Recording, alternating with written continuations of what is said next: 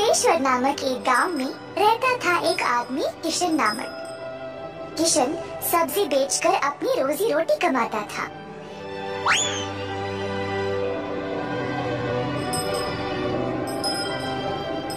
किशन अकेला था तो उसी को खेत जाकर किसानों से सब्जी लाना पड़ता था। अपनी मेहनत की कमाई किशन बहुत संभाल कर जमा करता था, परंतु किशन अपनी कमाई से संतुष्ट नहीं था और कुछ अच्छा और बड़ा करना चाहता था। एक दिन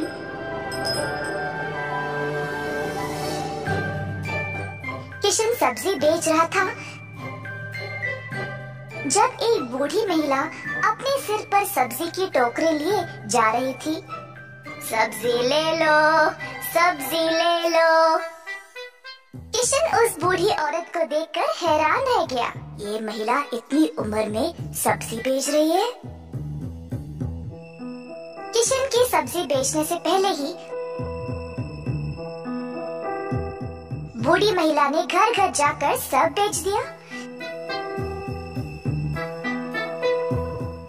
जब तक किशन पहुंचा, किसी को भी और सब्जी की जरूरत नहीं थी। किशन को बुरा लगा तो उसने सोचा कि वह कल के दिन जल्दी आएगा और कुछ न कुछ बेचेगा।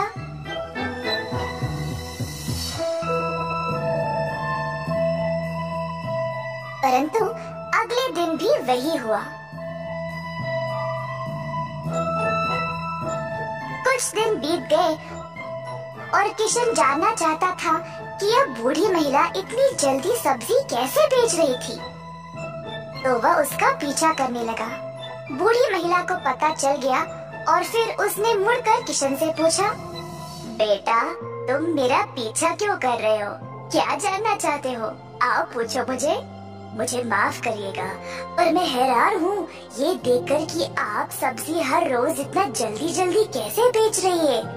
कुछ दिनों से मैं कुछ भी नहीं बेच पाया और मुझे पता नहीं मैं क्या करूँ।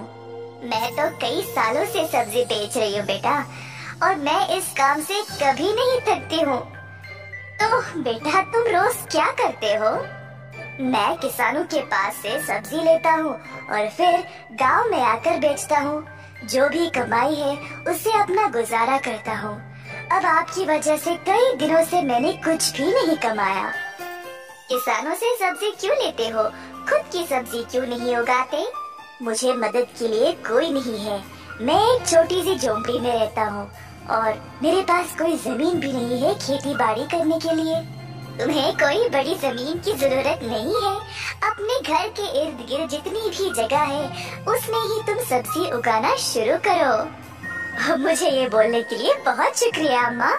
अब केवल उगाना ही नहीं, अच्छी उर्वरक का उपयोग भी करना, तब तुम्हारी फसल अच्छी होगी। किसान सीधा घर गया और अपने घर के चारों ओर बीज बोने लगा। उसने थोड़ी सी भी जगह जाया होने नहीं दी। उसने जड़ खाने वाले सब्जियां, झाड़ियां, लताओं को बोया। कुछ हफ्तों बाद उसकी सब्जियां अच्छे से उगने लगी। किशन ने उनको उखाड़ा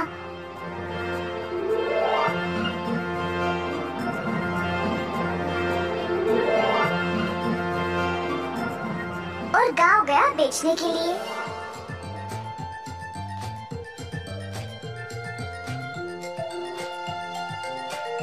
दिन पे दिन किशन को और सब्जी उगने लगी।